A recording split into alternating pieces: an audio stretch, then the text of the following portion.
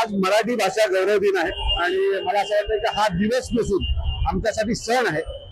या महाराष्ट्राची मातृभाषा ही मराठी आहे आणि आज मराठी भाषा दिवस हा संपूर्ण महाराष्ट्रात नव्हे तर देशभरात जगभरात जिथे जिथे मराठी माणूस राहतो तो आज साजरा करतोय। आम्ही देखील ठाणा स्टेशनमध्ये लाडू वाटून मराठीचा जास्तीत जास्त वापर करावा असं लोकांना अपील करतोय। या महाराष्ट्रात मराठीचा अभिमान आणि मराठीचा जागर व्हावा यासाठी महाराष्ट्र नवनिर्माण सेना आणि सन्माननीय राजसाहेब नेहमीच तत्पर आहेत। मला वाटतं की कालची घटना ही दुर्दैवी आहे। अशी घटना घडू नये।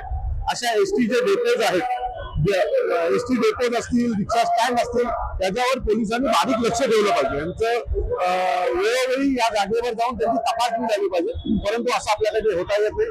कायदा सुव्यवस्थेचा प्रश्न हा महाराष्ट्रात मोठा बनत चाललेला आहे। बीडच्या घटनेनंतर हे तर अजून जास्त प्रमाणात लोकांसमोर येत आहे। मी पुन्हा सांगतो की अशा घटना सतत घडतात। आमच्या बदलापूरची घटना जागी असताना ही घटना घडलेली आहे। या घटनांवर आळा बसावा यासाठी गृह खात्याने लवकरात लवकर योग्य ते पावलं उचलावी अशी आम्ही त्यांना विनंती करतो।